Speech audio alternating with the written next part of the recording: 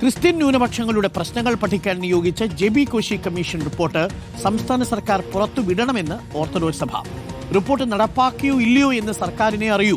നടപ്പാക്കി എന്ന് പറയുമ്പോൾ കുറഞ്ഞപക്ഷം അതിന്റെ സമ്മറിയെങ്കിലും പുറത്തുവിടേണ്ടതാണ്. റിപ്പോർട്ട് പുറത്തുവിടണമെന്ന ക്രൈസ്തവ സഭകളുടെ ആവശ്യം ഇതുവരെ നടപ്പാക്കിയില്ലെന്ന് ഓർത്തഡോക്സ് സഭ മാധ്യമ വിഭാഗം തലവൻ യോഹന്നോൻ മാർ ദിയോസ്കോറസ് റിപ്പോർട്ടിനോട് പറഞ്ഞു. കേൾക്കാം.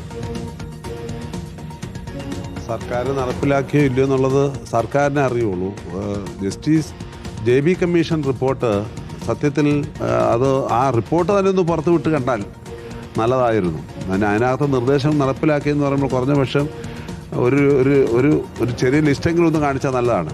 എന്താണ് ഈ റിപ്പോർട്ടിലൂടെ ഉദ്ദേശിക്കുന്നതെന്നും എന്താണ് കേരളത്തിൽ നടപ്പിലാക്കാൻ പോകുന്നത് എന്നൊക്കെ ഉള്ളത് ഒന്ന് കൃത്യമായിട്ട് പൊതുജനം അറിയാൻ വേണ്ടി പുറത്ത് വിടേണ്ടത് ആവശ്യമാണ്. അത് ക്രൈസ്തവ സഭകൾ പലപ്പോഴും ആവശ്യപ്പെട്ടിട്ടുണ്ട്. ഇതുവരെ ആവശ്യം നിറവേറ്റപ്പെട്ടിട്ടില്ല. അതാണ് യാഥാർത്ഥ്യം.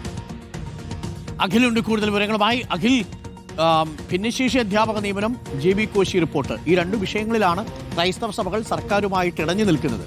ഇപ്പോൾ പുറത്തുവരുന്ന വിവരം അനുസരിച്ച് ജെ ബി കോശി റിപ്പോർട്ട് പുറത്തുവിടാമെന്ന് തത്വത്തിൽ തീരുമാനിച്ചിട്ടുണ്ട് എന്നാണ് മനസ്സിലാക്കുന്നത്. ഇത് ജോസ് കെ മാണി തന്നെ പറയുന്നത് നമ്മൾ കേട്ടു. നേരത്തെ അബ്ദുൾ റഹ്മാനും ഇത് സൂചിപ്പിച്ചിരുന്നു. ഇപ്പോൾ ഓർത്തഡോക്സ് സഭ പറയുന്നത് പറയുന്ന ഒരു പ്രധാനപ്പെട്ട കാര്യം, J B Koshy commission report പുറത്തുവിട്ടില്ലെങ്കിൽ അതിന്റെ സമ്മറിയെങ്കിലും പുറത്തുവിട്ടുകൂടെ എന്നല്ലേ ചോദിക്കുന്നത്. ഡോക്ടർ അരുൺകുമാർ, തീർച്ചയായും. കാരണം ക്രൈസ്തവ വിഭാഗങ്ങൾ ഏറെ പ്രതീക്ഷ വയ്ക്കുന്ന അല്ലെങ്കിൽ അവരുടെ പല കാര്യങ്ങളും നടപ്പാക്കാൻ കഴിയുന്ന സഭകളോട് കൃത്യമായി ചോദിച്ച് ഓരോ സഭകളോടും അവരൊന്നും വിശദാംശങ്ങൾ തേടിയ ശേഷം സമർപ്പിച്ച റിപ്പോർട്ടാണ് J B Koshy commission report എന്ന് പറയുന്നത്. അത് എന്തിനാണ് ഇത്ര രഹസ്യമായി വെക്കുന്നത്? രഹസ്യ സ്വഭാവമുള്ളതാണെങ്കിൽ അത് അങ്ങനെ പറയാമായിരുന്നു. അതല്ല എന്ന് കൃത്യമായി പറയുന്നു. അപ്പോൾ ഈ ക്രൈസ്തവ സഭകളുടെ ഉന്നമനത്തിനായി നടപ്പാക്കാൻ വേണ്ടി കൊണ്ടുവന്നുള്ള റിപ്പോർട്ട് അത് എന്തിന് ഇത്തരത്തിൽ രഹസ്യം വയ്ക്കുന്നു, അല്ലെങ്കിൽ അത് എന്തുകൊണ്ട് പുറത്തു വിടുന്നില്ല എന്നുള്ളത് തന്നെയാണ് ഓർത്തഡോക്സ് സഭയും ചോദിക്കുന്നത്.